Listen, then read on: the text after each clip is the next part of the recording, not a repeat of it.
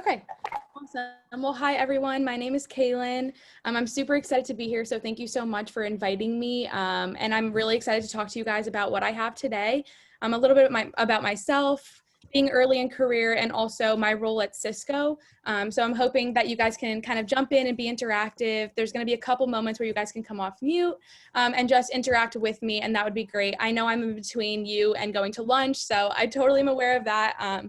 But as we get through this presentation, if any questions come up, feel free to just jot those down. And then at the end, I'll definitely save some time for everybody to ask me any questions about my job, Cisco, or kind of coming from Rutgers out right into my job because I just graduated just a couple of months ago. So today I'm going to talk to you guys about, again, Cisco, and let me show you guys the agenda. So the first thing we're going to talk about is about me, kind of what I did in college, how I got to where I am now, and the role, how I found Cisco, and also my internship experience to lead to my full-time job. Then we're going to talk about Cisco as a company. So I'm going to give you guys a couple of slides about what Cisco does, who do we sell to, who are our competitors, what do our customers look like, and also kind of what my role is as it fits into Cisco as a whole, because we are a very large company. The third thing will be industry trends. So I thought this would be really cool for you guys to kind of see through the lens of what's important at my job, and that is knowing where technology is headed, looking at what our customers are looking to adapt to in the future. Those are things that are really important to me in my job. So I thought I could share that with you and give you guys some insight into what we're seeing and some of the research I was able to do. And then finally talk about my role. So what does an associate systems engineer do? What does my career trajectory look like as I continue through my years at Cisco? And also maybe how, if you're interested in this sort of role, how you can jumpstart your career as well at Cisco. I'm going to keep going on. The first thing we're going to talk about again is about me. So who am I? So I'm Kaelyn Patel, as I mentioned. I'm 22 years old. I'm from Princeton, New Jersey. I'm actually relocating to Raleigh, North Carolina in about 2 weeks because that's where my role is actually based out of. So in this picture, you can see myself, my parents, and my sister and my brother. My sister is actually an incoming junior at the business school and is also a BAIT major. So it was really great to be able to kind of go to college with her. And I was also a BAIT major in that respect. And then my brother is a junior in high school. So out of high school, I actually attended the United States Naval Academy. I didn't come to Rutgers right away out of high school. I took a different path. I think I was just inspired. I wanted to serve. I wanted to do something a little bit different. I don't have any military background at all in my family, so this was definitely something that was a little off the beaten path. But when I was at the Naval Academy, I had an amazing experience. I was challenged mentally, physically, and I got to be, part of one of the greatest teams in the world. With that came a lot of challenges as well, and I started to realize that my degree at the Naval Academy was very based around the needs of the Navy, and I wanted to make myself as versatile as possible. I had a love for technology. I was a cyber operations major there, so a heavy emphasis on security and programmability and coding, but I knew I wanted to have a little bit of a business background as well. So I started looking outwards and thinking what schools would provide me with the opportunity to learn technology and really emphasize my love for technology, but also get a business lens. So that is how I came to Rutgers. I transferred to the Rutgers Business School my junior year. It was very different than anything I had ever experienced before being in the Navy. So it was a little bit of a transition for me, but I knew when I came to the Rutgers Business School, I wanted to hit the ground running. I wanted to make sure I was getting involved on campus. I wanted to make sure that I was emphasizing my grades and also getting the experiences that I wanted out of a business degree to make sure I was setting myself up post-grad. At the business school, I was involved in being an ambassador. So I recognize some of you on the call, but I was the person that would do the tours and the panels working alongside the business school admissions. I also was a Scarlet ambassador, so I'm not sure if any of you guys are as well, but that's the person that works at the visitor center, kind of representing Rutgers as a whole. I love talking to people. It's definitely one of my passions. So being able to do that as a job at Rutgers and give back to the university was amazing. At the end of my career at Rutgers, I was able to be named one of the best and brightest business school students in the country. It was such a great honor, and it kind of solidified for me that I made the right choice in moving out of the military world and into the civilian and business world. So I was really honored to receive that. I graduated from Rutgers in May 2020 with a degree in BAIT, so business analytics and IT, and a concentration in global business. I was a member of Beta Gamma Sigma as well, and so that's actually how I met Shoria, was being a mentor for her. It's been an amazing experience. I loved my time at Rutgers, and it was definitely, the highlight of my college career. some personal things about me. So I was able to play lacrosse at Rutgers, which was great. I met some of my best friends through playing lacrosse and just getting involved on campus and kind of fueling my love for being an athlete as well. And always working in a team was something I was really excited about. I also love to travel. So this is me in London. Me and my family went there last summer. I love, exploring new places, getting a chance to live all over the country as well with either my college career or also my internship experiences that I'll tell you about. Definitely something I'm passionate about and want to continue to travel as I move through my career. And finally, I actually started a podcast this summer. It was just some sort of stretch assignment that I wanted to give myself, a project to kind of look at my strengths, analyze, what can I do to make this also fun and enjoyable, and just wanted to channel my energy into something exciting while COVID-19 was kind of affecting my life. So I started the Happiest Hour. I interview some of the really impressive, powerful people in my life and kind of how they got to where they are today, sort of like I'm doing for you today. So that is definitely one of my passions and a side project that I want to keep working on as I get through my career as well. So moving on, how did I get to Cisco? So as you can see here, this is me at 8 years old at the really old Cisco sign at our headquarters in San Jose, California, with part of my family as well. So I had known about Cisco as a kid. I didn't really know what they did, what they sold. I knew it was a technology company. I had known some employees that worked at Cisco, and I had heard the best things. But again, I thought my career path was going to be a lot different. I expected to be a naval officer at this point. So it wasn't something that was on my radar at all. Through my college career and as I was looking to kind of immerse myself in the business world, but also find a role that emphasized technology, I started to look at Cisco a little more. I knew it had a great reputation. It was a market leader. I always saw it on the news. So I thought, why not try my hands in it and see if this is something that I could make work? So now you can see on the right-hand side, this is a picture of myself and my cohort last summer in San Jose, California with the brand new and beautiful Cisco sign. I interned with Cisco my first summer. It was the summer of 2018. I was in the early in university program. And what that was I was assigned to a manager that worked in the field. My role was in sales, however, on the more technical side. So my job and what I was able to do with my field manager was shadow him as he went across the country to look at different customers and accounts, analyze what they were doing on the technology standpoint, what they had purchased from Cisco, how it was all going, and then advise them on what they could do next. So for me, being able to actually sit in customer meetings, get to see that interaction, fueled my passion for Cisco even more, and knowing that this sales role was something I was interested in.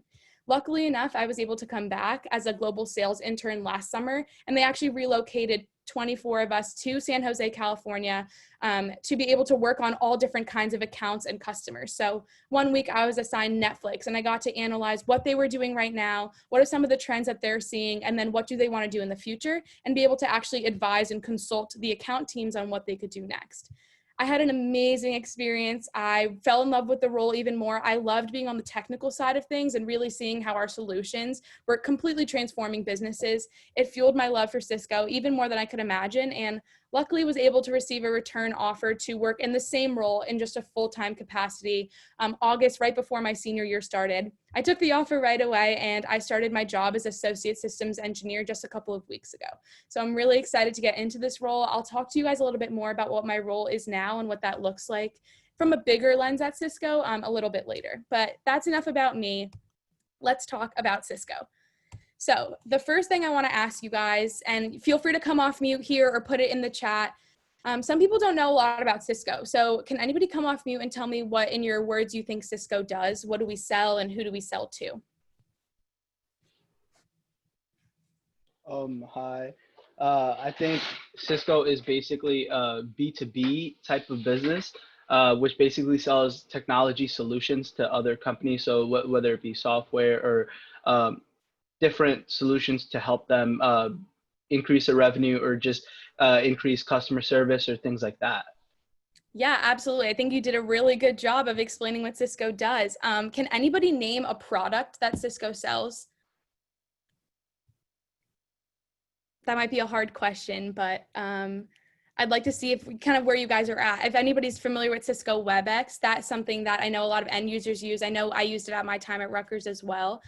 So you nailed it. I think Cisco in general, I'm going to show you guys a big picture of what it looks like, but at its core, this is what I believe Cisco is all about. So this quote was actually something that was sent out in a recent company-wide email from our CIO at Cisco. And it pretty much just talks about in general what I think my role is in a nutshell at Cisco. So it says, our vision for the future is to reimagine the role of technology, shifting to that of a trusted partner for business strategy and transformation. The part that I put in that lighter blue color is really what I think my role is. I'm not just in the business of just selling hardware or just selling software. My role is to help customers completely transform their business. So not only are they able to tackle the challenges they face day to day and make sure that they're kind of staying at the top of their market, their industry, but also helping them build their business so that moving forward, they can be flexible, they can adapt, and they can kind of adopt the changes and trends that they see in the future. So my job is to make sure they have that foundation so that they're ready for whatever comes next. So Cisco at a glance. Let's talk high level about what our company is all about and kind of give you a glimpse into what I think are the really strong points about Cisco as a company. So to start off, we could see at the bottom left, 73,000 employees. We are a very large company, but for me, sometimes as I work at Cisco, it's a lot smaller than you think.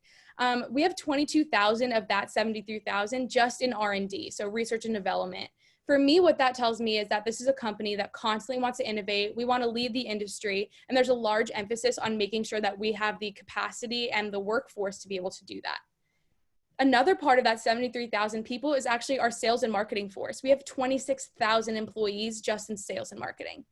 That is where I'm at in my career, is in sales. And for me, there's a strong emphasis on customer experience. I think with such a big sales force, obviously there's a drive for customer experience, but we want to make sure that our customers are having a really great experience from day one all the way through the purchase of the product and beyond that. So again, that makeup of the company, I think, really drives home what Cisco is all about. We did about $51.7 billion in revenue in FY19. I know our FY20 numbers just came out, but I wanted to put that number here just to give you guys a scope of how big Cisco is and how much of an impact we're able to make in technology. So I know you guys see a couple of numbers here. I just really want to talk to you guys about what I think is the most important here at Cisco, and it is this. On the right-hand side, you could see we were ranked the #1 best place to work in 2019. To me, I think Cisco 100% lives up to this this ranking, this award that we were given. I think that this really drives home that Cisco puts our employees first. I have felt that since I was an intern at 20 years old at Cisco, and now actually as a full-time employee. Every single employee matters. They make sure our voice is heard, and we're a top-ranked company for millennials, for veterans, for the LGBTQ+ community, all across the board. So I know that as a Cisco employee, I feel really valued, even though I'm just one of 73,000. Cisco's mission overall is something that I want you guys to keep in the back of your head as we continue to go through. Something that I remember I first learned about Cisco was that our job is to connect the unconnected. So what does that mean? That doesn't mean just devices. That means people, ideas, networks, resources all across the world. We operate in so many different offices globally. I think that this is a really important mission because we really are transforming the way people work, live, and play. But don't take my word for it. Let's watch this quick 3-minute video about how Cisco helped the Atlanta Braves revolutionize the sports arena. After this, I'm going to ask you guys, for a couple of people to come off mute and just share your thoughts or takeaways from this. But I think this will really drive home for you guys what Cisco's actually able to do for our customers.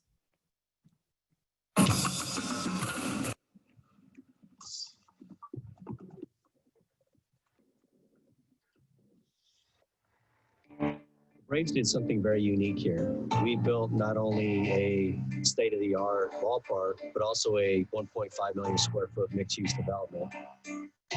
The Battery Atlanta is a 365-day destination.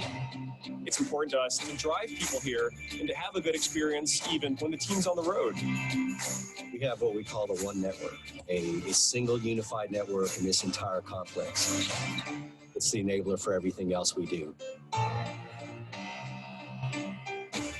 As people navigate throughout the Battery Atlanta, or to understand where certain restaurants are and bars, the ability to have a digital signage footprint is something that's really important to the fan experience. We see a lot of social media usage for people to be able to connect and to share all the great times they're having here. Without a partner like Cisco, that's going to be very difficult to accomplish. We've had over 100 teams come to SunTrust Park in the Battery Atlanta just to kind of see what we did, how we did it, because this is now the model moving forward. from an architecture standpoint, a design standpoint, and then eventually to that implementation. Cisco services were very important in getting all of that done.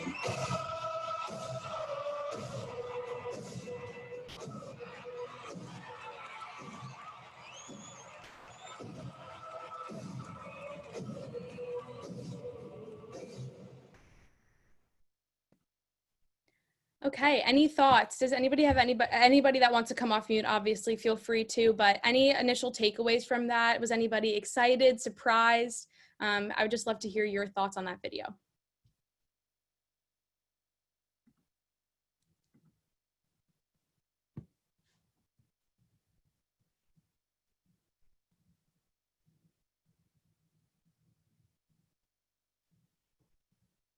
Feel free to come off mute, just one person. Does anybody have any takeaways that they saw from that video? Were they excited? I know when I first saw this video, I was really excited. I didn't know Cisco even had the ability to do something like that. So if anybody wants to come off mute, feel free. If not, I'll just keep moving forward. I'll give it a second, and if not, I'll keep going. Hi, my name is Asta Kumar, and I had a question relating to the video you just showed. Absolutely. And I'm really interested about hearing more about your position and after watching this and how broad the range is for Cisco, especially in the sports arena and much farther. What is an area of Cisco that you would like to explore or possibly move into your career? Absolutely, yeah. So in a couple of slides from now, I'm going to show you guys kind of the full scope of what our customers are, who they are. There are so many different opportunities. We have so many different companies and organizations that Cisco supports. For me personally, I'm really passionate about our larger companies, our larger customers. So looking more into healthcare is actually something I'm really interested in. Supporting, some of our biggest hospitals, our health insurance companies, areas like that is something I'm really excited about, just because the technology is super innovative, and obviously with the times right now, it's definitely something that these kind of companies or these kind of organizations are looking to adopt more technology. So for me personally, I'm looking at the really large accounts, but as I go through this role, I'm actually gonna have the opportunity to look at all of our different market segments and kind of get a taste for what I really think I like. But I think initially moving from right now, that's where I'm looking at. So thank you so much for coming off mute also. I hope that answers your question. Thank you for answering my question, yes. No problem. So I'm going to keep moving forward here. So Cisco Architectures, I wanted to give you guys an overall view of what we sell. So we were known as just a router and switch company way back when our company was founded in the Bay Area. It was two Stanford, actually it was a couple at Stanford, and they just wanted to be able to communicate across the Stanford campus, and there came the birth of Cisco. So we started as this enterprise networking company. We made switches and routers, which are hardware components, part of the way for you to get onto the internet, to put it in layman's terms. Our portfolio is a lot bigger than that now. We have collaboration, so things like Cisco WebEx that I mentioned a little bit earlier. We also have data center, virtualization. Again, I won't go too deep into this, but all encompassing for all of that is security. Security is something that we are focusing on heavily. All of our products come with a level of security already, but we do have an entire security portfolio as well. This is what gets me excited about Cisco. With my background in cyber operations at the Naval Academy, I was really interested in security and what that actually means for some of our largest customers. So with security as part of our portfolio, that's definitely something that I'm interested in diving deeper in as I get my technical learnings and trainings throughout this year. One thing I want to mention about Cisco's architectures, as you can see here, it's an end-to-end architecture. We lead across all of these categories and market segments. In a previous slide I showed you, we're ranked #1 and #2 for all market segments that we're a part of. This is super exciting. I wanted to be at a place where I could learn the whole portfolio from end to end. And this is also something that our customers really love too, is that we're able to sell you every single piece of your network, not just one, not just two, not just three, but everything. So again, as someone early in career, I wanted to work for a company that allowed me to dip my toe into all of these different architectures and get a full scope of what it really means to be part of a network engineering company and also be part of that for a customer's journey. Also with all of these products too, it's a seamless integration. So all of these different products that Cisco sell get to work all together. This makes it really easy for a customer to manage their network. And it's also something that for me, again, as early in career, I'm learning how all of these different things integrate together to make it one seamless and really effective experience for our customers. So to mention customers, like someone that came off mute mentioned, Asta, if that was your name, who are our customers? So I did a quick little collage of all the different customers that I've either got to work alongside of, or I've heard some people that work for these customers. I made some that definitely you guys would recognize, for example, Google, Louis Vuitton, Goldman Sachs. We sell in the public sector, so that could mean everything from the Department of Defense to the Piscataway School District. That could mean this whole state of North Carolina and the Department of the Navy. So we sell across all public sector as well. We have private sector. So these are the companies that, again, I mentioned, some of them are on this slide. So think Netflix, think Cedars-Sinai Medical Center, which is one of the companies that I got to work with last summer, and think Facebook. And then also we can think of internet service providers. So the people that help us get on the internet, like AT&T and Verizon. What's really exciting about these customers as well is that we're able to meet our customers where they are. So if, you know, the Department of Navy needs a specific sort of feature or a specific sort of product, we're able to have entire business units dedicate their time to create products that will fit their needs. So again, we're extremely versatile and we're able to attend to the needs of all different customers across all of different segments. So again, to answer that question earlier, I'm really interested in enterprise. So some of those really big customers, and sometimes those customers need, you know, a stronger infrastructure or more features or something specific than maybe, let's say, the Department of Navy. So again, there's a full range, and being able to spend, you know, this year figuring that out and learning about all of our products is something that's really exciting for me. So why Cisco? How do we differentiate ourselves in the market? I've talked a lot about all the great things about Cisco, and here I named 5 main things that I think differentiate ourselves compared to our competitors. And also in these 5, these are 5 reasons why I came to Cisco. I think that for myself, aligning my values and what I was looking for as a company for a full-time job, and also what Cisco values for their customers, they aligned really well. And I think that's why I was able to find my home here at Cisco. So the first thing over here, it says commitment to innovation. So as I mentioned earlier, we have such a strong force in research and development. I think that Cisco is constantly, either through acquisitions or through our own research and development internally at Cisco, we're constantly able to add new products to our portfolio and also analyze trends so that moving forward, we're able to constantly innovate and keep up with our competitors. The next thing is dedication to customers. This is something that definitely rings home for me as someone in sales, in a customer-facing role down the road. Our dedication to customers is nothing like I've ever seen before. Our Cisco employees, we're 24/7 employees. We are there for our customers every single step of the way, from the first initial meeting where we're telling them about our information, our proof of concepts, things like that, all the way to the purchase order going through and making sure that their networks are being deployed and implemented the way they were meant to.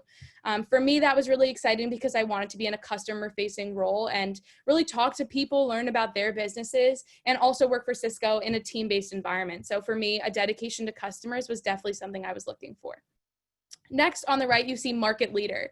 At least for me, personally, I wanted to work for a company that was driving the industry forward and leading the market, because I knew at that point I was going to see the best of the technology, work with the smartest people that I had ever met, and also be a small part of this really big, large force in technology. So for me, as a market leader for Cisco, our customers love that because they know they're getting the best of the best, and they're able to work with some of the smartest people in network engineering and computer engineering to make sure that their networks are up and running at all times and able to support their customers. So again, for me, as a market leader for Cisco, I wanted to be a small part of that. I wanted to be a part of where innovation was happening.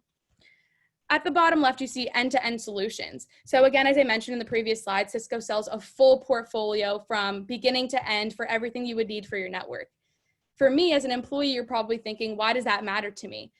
As again, early in career, for me, I wanted to work for a company that I was able to get a sense of everything. I wanted to know that, you know, in my first year at a company, I wanted to get a little bit of everything. I wanted to learn as much as I could, soak it all in, and be a sponge. So to be able to learn a full portfolio from collaboration to data center to security, this was really exciting for me. I'm going to get to see it all. And then down the road, if I wanted to pick one in specific, I had the opportunity to do so and really dive in there. And last was financial stability, especially right now with COVID-19. I think this is something that's really important as we're looking for early in career full-time jobs, but also for a company, you want to make sure they're going to be around in 5 years, in 10 years. Cisco's been able to not only survive, but we're going to continue to thrive past this pandemic, but we're also doing that for our customers. We want to make sure that Cisco will be there always for our customers. And as our customers are going through this really uncomfortable and a time full of a lot of doubt, we're able to support them every single step of the way and make sure that their network is able to cope with, their entire workforce now working from home, and making sure that they still have a collaborative experience and have access to all the resources that they used to when they were in the office. With that kind of wraps up a topic about Cisco. Again, if any questions have come up since talking about Cisco, I'm happy to answer them at the end. What I wanted to do for you guys today, kind of the meat of this presentation, was going to be about the industry in general. I wanted to give you guys a look at the macro environment, look at what I've seen and some research that I've done about some trends that we're seeing moving forward from 2020 and beyond. And also I wanted to emphasize this because this is something that's really important in my job as an associate systems engineer. I need to know what's happening. I need to be up to date on technology, not just for myself, but of what my competitors are doing as well, especially in a role like sales. So I wanted to show you this slide about strategic technology trends in 2020. Now, Gartner put out this entire report about 10 trends that they saw. I picked out 6 that I think will be really important for us to talk about because these are things that I know customers that I will deal with down the road will be facing and need to adopt and be flexible to. So these are things that I kind of need to be aware of. Gartner broke it down into 2 main topics: people-centric and smart spaces. So people-centric, what does that mean? That means things that are going to affect the workforce, the actual employees and the people at the company, and what they're going to see as we move forward in technology. So the first thing we see on the right is hyper-automation. I'm going to break these down for you as best as I can, as I'm still learning them as well as I keep doing research. But these are things maybe that you want to bring up in your classes or ask professors about as we go in through those more BATE computer science classes. So again, hyper-automation, what does that mean? That means automate anything that can be automated, anything and everything. So tasks, processes, business operations, incorporating artificial intelligence and machine learning. I know this is something that the business school has driven home a lot, and there's clubs even around it. So for hyper-automation, this is something that definitely is a trend moving forward. We've already seen glimpses of this already. I'm sure you guys have seen so many different videos about how, there's full factories and warehouses that are able to be automated, and having all of these new devices on the network is something that's really exciting, but also something that companies need to be aware of as we move forward to make sure that they're also incorporating technology to make their lives a lot easier and make these processes more efficient. The next thing is multi-experience. So this is something I think we're seeing right now with having a seamless experience on mobile, on web. So on my phone, having the same experience when I'm, let's say, online shopping as I do on my laptop, and making sure it's one seamless experience. So again, think omni-channel for retail. I'm able to buy on my phone and then go to the store and pick it up. That's one seamless experience that ties the in-store experience to something that I could just do on my phone or laptop. And also having these environments be kind of more immersive, have sensory environments, enjoy the whole shopping experience, or in a hospital, having the experience to be able to have the whole map of the hospital on my phone and be able to guide myself to exactly where I need to go. This is the kind of digital transformation that I think a lot of customers will start trying to adopt or are already at the forefront of adopting this as we move forward through 2020. And the last thing on the people-centric side is democratization. So what does that mean? That means empowering everyone, having access to technology for everyone, and also allowing everybody to have access to this intelligence. So your workforce is able to provide an experience to every single person at the company and empower them to use technology and make sure that it's accessible to everybody, because the information and the talent and the resources we get from technology should be accessible to everyone in your workforce. I think this will just continue to drive innovation and also continue to make sure that your employees are staying connected. On the left-hand side, we're going to talk about smart spaces. So what does that mean? That just means your network in general, your workplace in general, and kind of how these spaces can become, in quotes, smart. So the first thing we see is empowered edge. I saw a statistic that said by 2023, 50% of the data that's generated by your enterprise will not just be in your data center or in your cloud. There are so many new devices that we're able to add to our network. Just think about in your house, you have so many different smart devices. I know for me, we have smart frames. You could have a smart fridge. Our thermostat is smart. So we have a lot more devices now on our network. To empower this edge, we need to make sure not only that these devices are able to function on our network, but also make sure that they're all secure, because now the network perimeter is so much bigger. There's so many more opportunities for hacks. You guys remember with Target, it was all over the news. People were able to get into the Target system through the HVAC system. So again, that is something that can be scary for our customers. So making sure that not only is our edge, so the devices on the outside of our network, think your phone, think end user devices, those are things that need to be protected as well. The next thing you see is AI security. So again, as you can kind of notice, a lot of these trends kind of overlap each other. What does AI security mean? So AI pipelines could be at risk. There are new types of attacks every single day called zero-day attacks. They are becoming more complex, more involved, smarter, faster, stronger than ever before. So how are we making sure that all of this AI data that we said was really important and all this machine learning, behavioral analytics that we have, how do we make sure that we are keeping them safe from nefarious attacks? So that is something that's going to be really important. I think security as a topic in general will be something that's extremely important with our customers. And finally, distributed cloud. So I'm sure you guys have heard of cloud platforms before. I know you guys are going to be talking to Amazon a little bit later, and maybe you can ask them about Amazon Web Services, for example. Distributed cloud will be a hybrid cloud environment. So mixing, keeping data on premises, maybe in your data center, having access to a public cloud. So that's a cloud that anybody can have access to. I'm sure you guys use public clouds all the time, as I do too. And then also a private cloud, which is just hosting information for my specific company or enterprise. So what distributed cloud allows you to do is it makes the cloud provider have a larger role. So you'll have more options on where and how you're keeping your data safe and where you're storing it, and also who's going to have access to this information, regardless of the cloud platform you're using. So with all of that, that sounded really complex. I knew it was complex for me too. It's complex for our IT leaders, and that's why I think that this slide is super important. What challenges and choices are businesses facing? So the three that you could see at the top are kind of what I think and what we've seen our IT leaders are facing pressure. There's pressure to deliver. There's pressure to make sure that their workforce is able to now work from home. There's all sorts of pressure to make sure that their network is up and running all the time. But as I mentioned, a lot of these topics are really complex. So there's a little bit of a skills gap here. Not every single IT manager or network administrator at every company is up to date on these trends and knows how to adapt to their company's needs. And CIOs have mentioned 61% of them struggle with the complexity. These are really complex topics and complex technologies. This is where I think Cisco comes in. We're able to just be a partner, but a trusted advisor to our customers, help them out to discover what they need, where they need, what they need, and also help them make decisions to make sure that they're not only just, keeping up with the challenges right now, but leading the industry and leading the market with adopting an infrastructure that can help them face challenges tomorrow. Also at the bottom, I mentioned there are a lot of devices that we can now put on the network. You can see in the bottom middle, 64 billion devices, IoT devices, will be on our networks by 2025. That is a lot of networks. Our networks in the beginning were not built to handle this many devices. For most people, I think even just 10, 15 years ago, they just had a laptop and maybe their cell phone. That was it on the network. But now we're able to have our smartwatches and have all these different devices to make our workforce a more exciting place to be, and also our homes be a more exciting place to be with smart technology. So how are our networks going to be able to sustain this? How are they going to make sure that we're always able to access resources on our network and making sure that we're also not allowing ourselves to be hacked by all of these different network devices? So that is something that I just want to show you guys to kind of level with you on how complex those trends are, but how complex this is for our IT leaders to understand as well.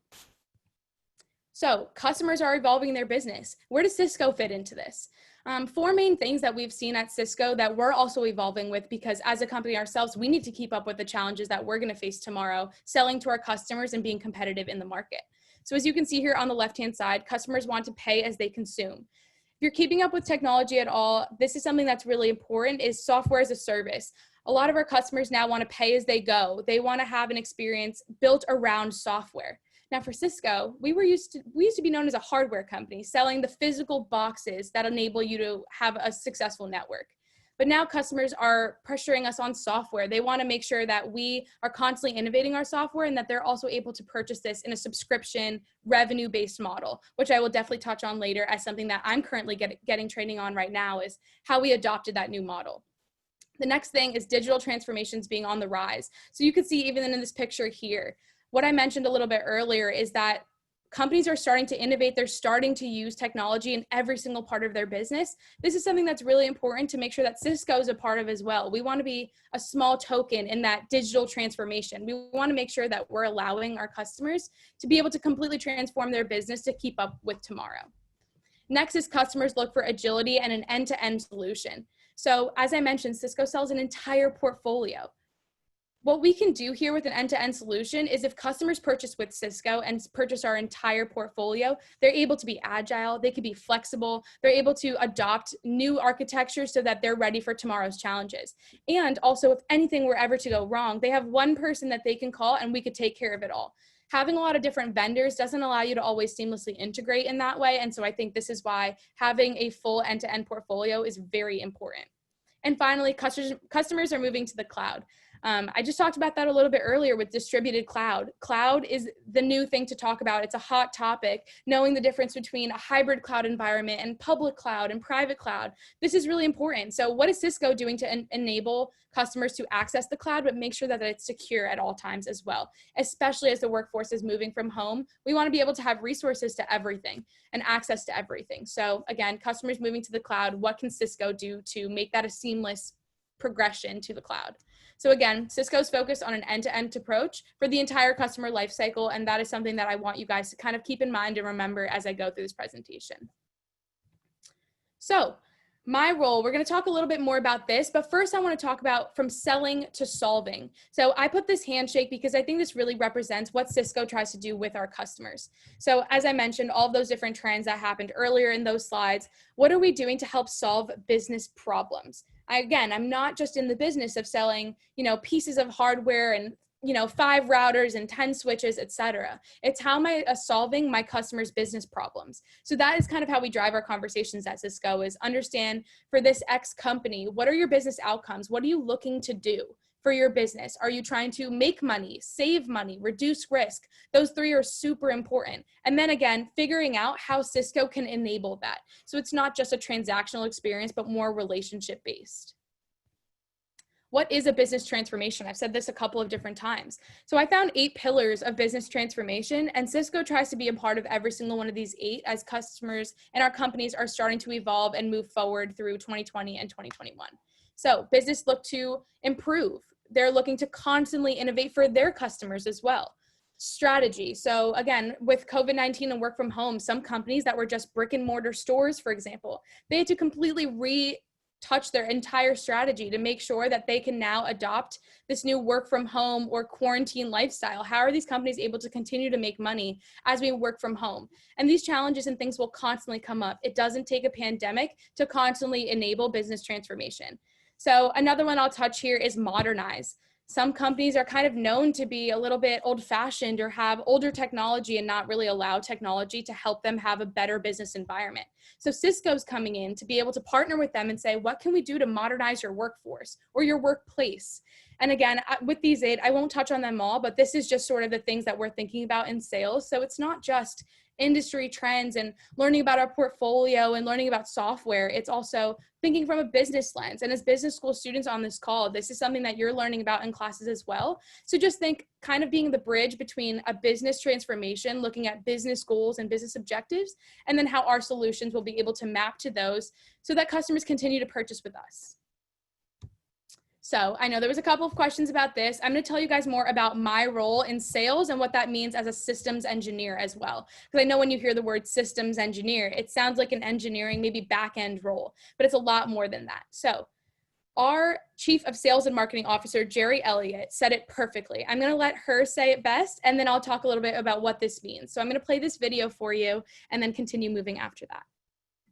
Your job is to translate our incredible portfolio into business value at every level of our customers' organization, from the IT networking person to the line of business executive to the C-suite.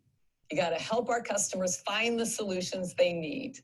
And to do so, we can't start the conversation with, you want to buy a router? You want to buy a switch? It can't happen that way. Your job is to... So what Jerry Elliott said there, I think she says it perfectly. We're not selling boxes. We're not just selling physical products, but full stories. As I mentioned earlier in a previous slide also about businesses trying to transform, my job is to think about businesses wanting to disrupt the industry and not be disrupted. How many of you guys have been to a Blockbuster in the last 5 years? I know I haven't. So that is an example of a company that was disrupted by technology. With streaming services like Netflix and Hulu, there wasn't really a need to go to a brick and mortar store and pick up a DVD. I don't even know if I have DVD slots anymore. So we want to be part of this disruption for our customers. And again, selling stories, selling ideas and business outcomes is a way that we can talk to our customers, because sometimes we're not just talking to the IT staff. Sometimes we're talking to other places in the business, other lines of business. And for them, they relate to their business outcomes that they want, and not necessarily, you know, this product is able to do X, Y, and Z for you from a networking standpoint. So the evolution of sales. This is something that I saw as really important when I was looking for a company and I wanted to work in sales. I think sometimes sales can get a bad reputation. You know, you think of a car salesman, but that is not at all what this role is. We started though, however, with selling products. So Cisco sold and built products, and then we sold them. But there's not a lot of value here. You can't really find a value add because the value is not just in our physical pieces of equipment. So we moved to systems. What's a system? A system is products and services coming together and solving specific issues. So think we're selling a couple of different pieces of products and maybe a service here and there to implement that. And it solves this one issue in this moment. But that doesn't scale. That's not something that's going to create a full solution to a problem that a company is facing. So we created solution-based selling. What is that? That's the value add that comes from selling these products and services. So now we're bringing business needs to the forefront of what we're thinking about and adding value to these systems that already exist.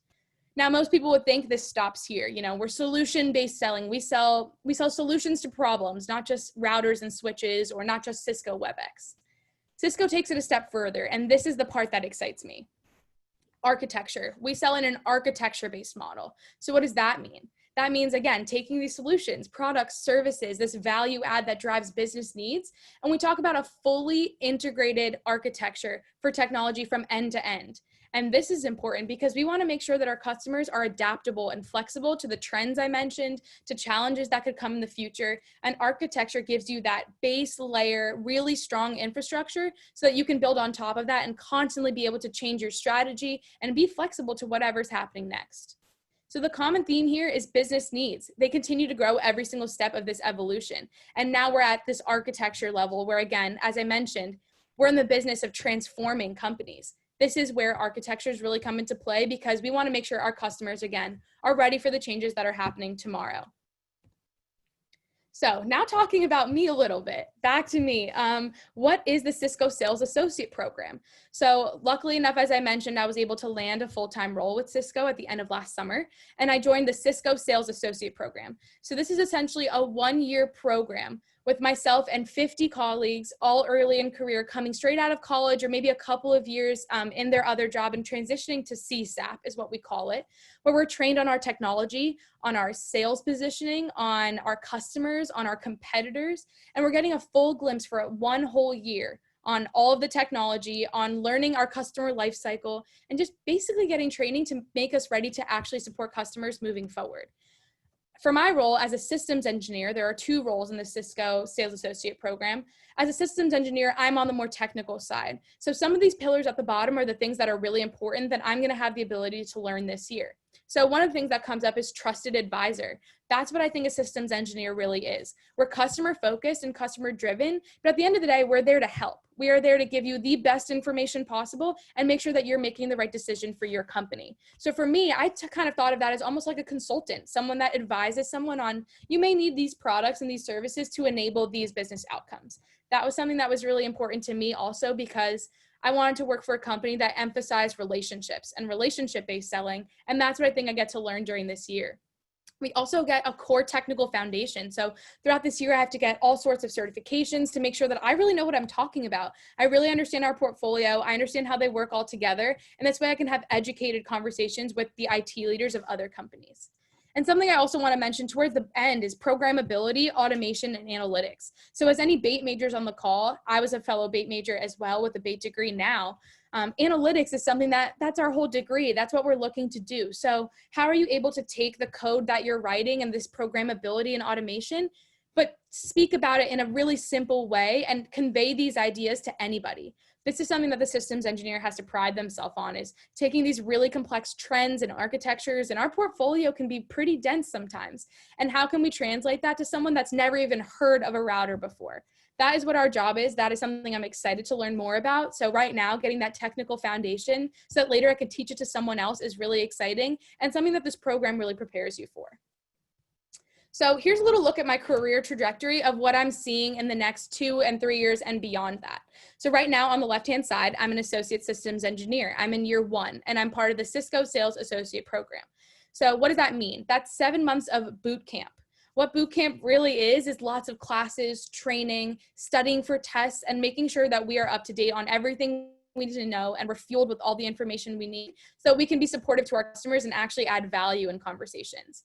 Then we spend the latter 5 months of that first year doing an on-the-job experience. So as I mentioned earlier to someone that asked a question, this is my chance to get a feel for what's going on with our customers in the field, figure out what market segment I'm passionate about, look at what customers I want to represent, and move forward, kind of making that decision.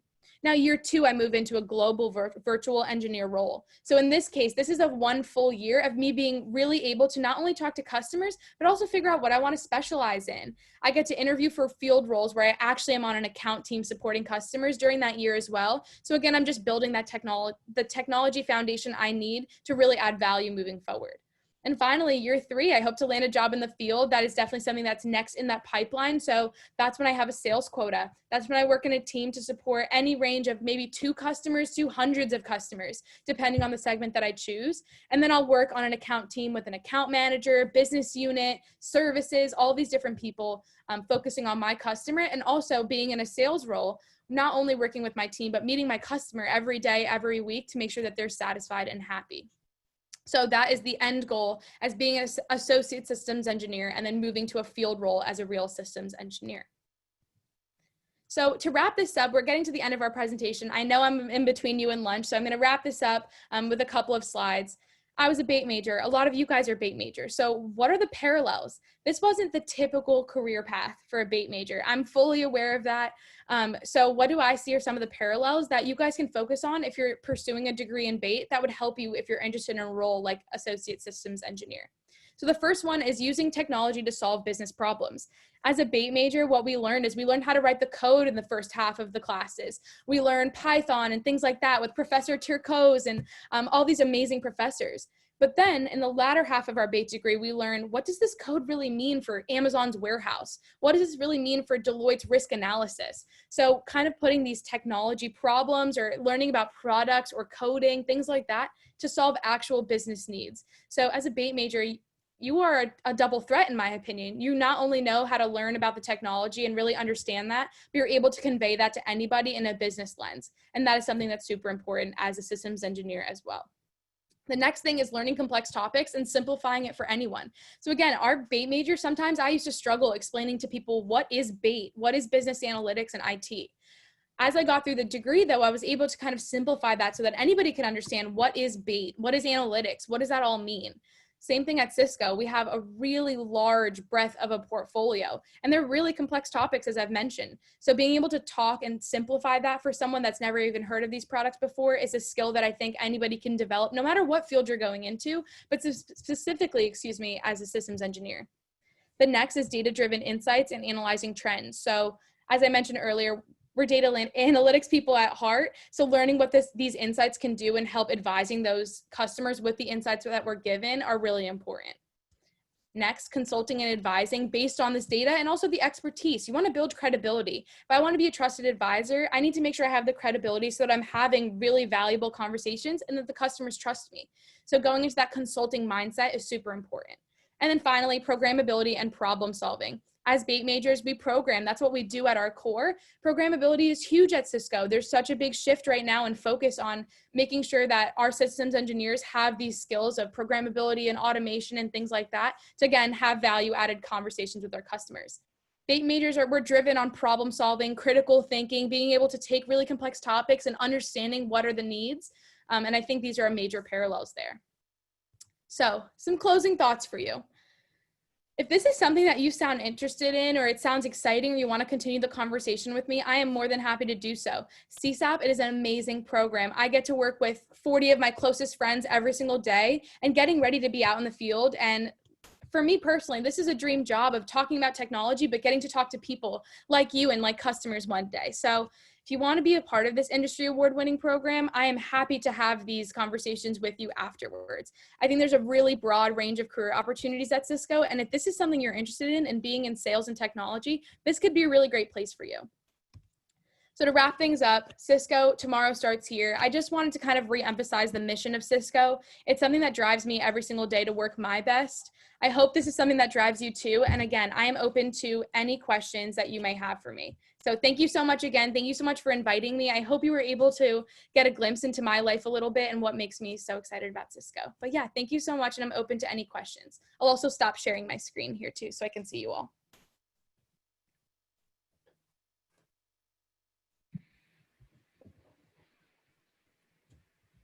Hi, Ms. Patel.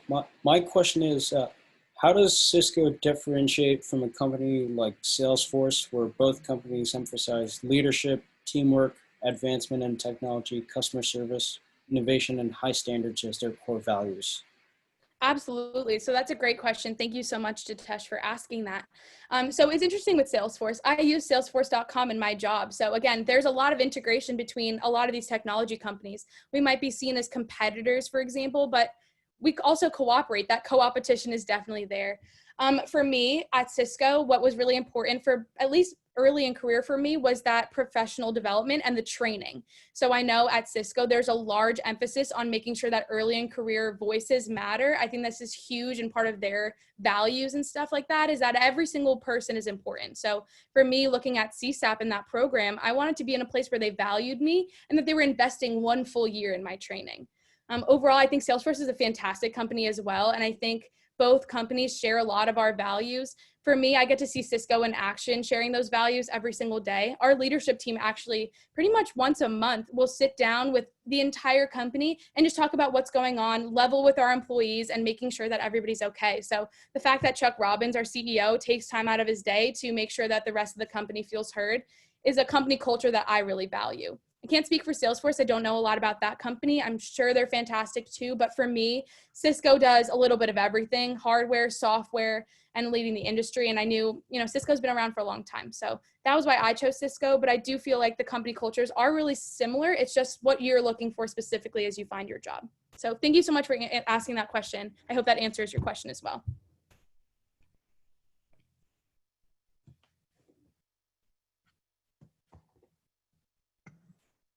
Hi, I'm Navashni, and this might be like a sensitive question, but recently Cisco has come in news a lot of times for its layoffs due to COVID-19 and the budget cuts.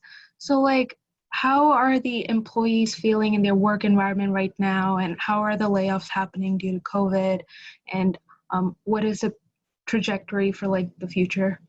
Yeah, absolutely. So I'm not sure if any of you guys were on the earnings call like I was a couple of weeks ago. COVID-19 has affected a lot of companies. What Cisco's done that is amazing has been extremely transparent with the employees. Again, with these check-ins, they constantly level with us. They let us know what's happening. The transparency, I think, is something that's really important. Now, in terms of layoffs, personally, I haven't been affected by this. However, I know that, companies are making adjustments. What Cisco does, though, is we take care of our employees. So every single step of the way, there's no surprises. Just a couple of weeks ago, we had a meeting with Chuck Robbins, our CEO, our Chief People Officer, Francine, and they talked to us about the different options, what Cisco's looking to do. I think Cisco takes a really good care of our employees. The company culture is really strong still. So I personally haven't felt any effects of it. It's a sensitive time. It's really hard for a lot of people and employees, but I know that Cisco takes care of the employees and makes sure that they're taken care of moving forward. So it is a sensitive topic. It's a hard topic to talk about, especially early in career for me. I just joined this company, so I was a little nervous when I was, hearing things on the news. All I can say to you, though, in terms of that is that Cisco is extremely transparent and they're willing to work with you with everything. So nothing is coming to us as a surprise, and we definitely hear it before the public does. So rest assured that when things are happening in the news and stuff, the employees are valued first. So thank you so much for your question. I hope that answers your question as best as I could. I've only been in this full-time role for a couple of weeks now. Yeah, it definitely does. Like, I was just feeling a little hesitant towards Cisco in the beginning of this session because of all the news that I've read about it. But yeah, it definitely answers my question. Okay, great. Hi, my name is Nadia. I just had a quick question. So in terms of, just keeping up with emerging tech trends like you talked about before, do you follow certain blogs, LinkedIn profiles, or, email subscriptions or newsletters to help you keep up with, things going on in the world that might be relevant to your role? Absolutely. So one thing that I was always told to subscribe to is Owler. I'm not sure if you're familiar with that, but in owler.com, you're able to create a profile and then pick out the companies that you're interested in. Now, this does not just have to be technology. For me, obviously, I've subscribed to everywhere from Amazon and Google to Juniper Networks and Arista and all these different competitors of Cisco as well. And every morning in my inbox, I wake up to an email of what's going on in the news for them. So not necessarily trends and things like that, but just being aware of what's going on in the world. If this company acquired X company, or there was this merger, or there's this new product line coming out, or there's the FY20, sales call going on, whatever it is, just being up to date on that, I think is really important, even just as a business student, just being aware of the industry that you're interested in and having those intellectual conversations with my coworkers is something that's important. So I know I really drive home Owler, and also just on LinkedIn, following different pages, and also my coworkers and colleagues, people that I've met as I built my network, they share really interesting articles as well. So I try to stay on LinkedIn and make sure that I'm keeping up to date and reading things like that. But for me, Owler has been a big game changer, and I used it in college as well to make sure that, I was staying up to date so that when I was interviewing even for companies, that I knew I could have intellectual conversations with them. I hope that answers your question. Yeah, thank you.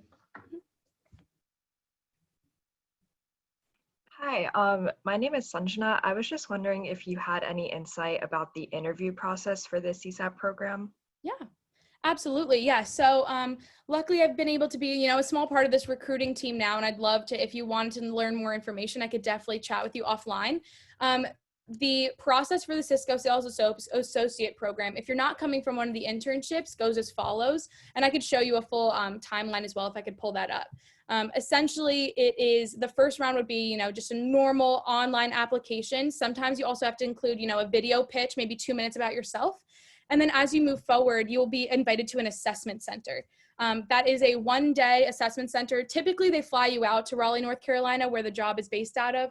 But again, with COVID-19, I'm sure things are a little bit different. Most of it is virtual now. And there's 3 parts to that interview. So there's first a behavioral interview, about 30 minutes. They just want to get to know you, your background. If you really understand the role that you're applying for, that is something that's really important.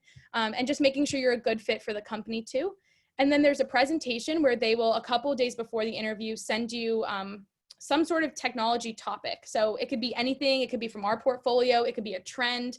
And it's your job to come up with a 10-minute presentation to pitch that idea to the interviewers. So that's definitely something that's fun and challenging. You get to show your creativity and things that you're passionate about. And then there's a role play. I think that this is the most important part of the interview process personally. And that is where you get to simulate a customer conversation. So they'll give you an outline. For me personally, there was a hotel company and they had 3 main business problems. Their guests were getting hacked and they wanted a better mobile experience, something like that. And then I had to go in and pretend to be a systems engineer and have my customer on the other end and have a business conversation with them about, this is where I think Cisco has opportunities to help you, et cetera, and drive a customer-focused conversation. So that role play is the 3rd part. And then after that, you were notified if you received the role or not. And then you typically start July the following year with our fiscal year. I hope that answers your question about the process. And again, if you're interested in things like that, I'm sure Shoria can give you my information, or I can connect you with my managers as well to get that conversation started for you. Okay, yeah, thank you so much.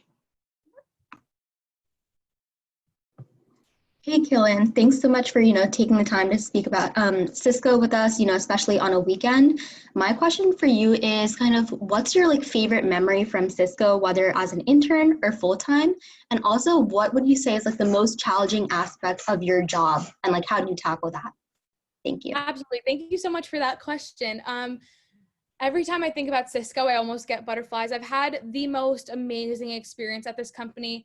Something that stands out to me is last summer having the ability to be moved out to San Jose, you know, all expenses paid, and working for this amazing company in the heart of Silicon Valley, but also living and working with my coworkers. So there's 23 other interns. We all lived in the same beautiful apartment complex, getting to go to work every single day together, working on projects, constantly working with different interns and talking to executives and things like that, having that experience. And then on the weekends, you know, we traveled all over California. We got to go from Lake Tahoe down south, all of these different places. So for me, just knowing that this company really values the relationships you have on your team and also giving us the ability to live and work with our coworkers was unbelievable. So for me, I think really fondly of my summer in California.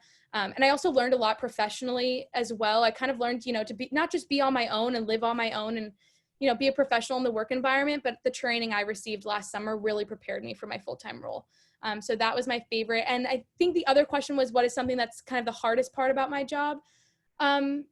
I think for me, the hardest part of my job is not the part about training and learning the technology, but learning where you can make yourself stand out in that way. So our technology, we're all getting the same training. So for me, the challenge I'm facing right now is how am I going to stand out amongst everybody else and add value to customer conversations? So for me, if I'm a really big people person, let's say, and I have an ability to teach well, it's something that I'm passionate about is teaching and talking to people. How can I make sure that not only is this technology sitting well with me, but it can sit well with others and kind of deliver that in a simple way. So that is something that we're getting training on right now, which is fantastic, but definitely something I was a little worried about because technology is hard and it's complex. And I'm not a computer science major or an engineer by trade. So just making sure that I can have educated technical conversations, but talk about business, which is what I'm passionate about, is a challenge that I'm facing, but something that we get training on all year so that we can actually add value to our customers down the road.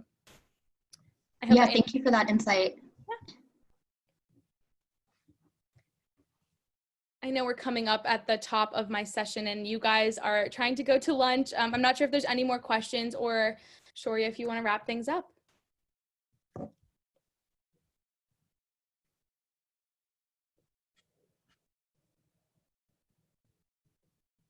Okay. I think that's everything. I know it's 12:20 and you guys have lunch. So thank you so much for having me. I'll let whoever is in charge of this summit wrap things up. But again, if you guys have any questions, feel free to reach out. I'm sure the people that ran this summit are willing to give you out my contact information. So if you're interested in anything more, just want to chat about my experience at Rutgers and now starting my new job, I'm happy to do so. But thank you so much for having me.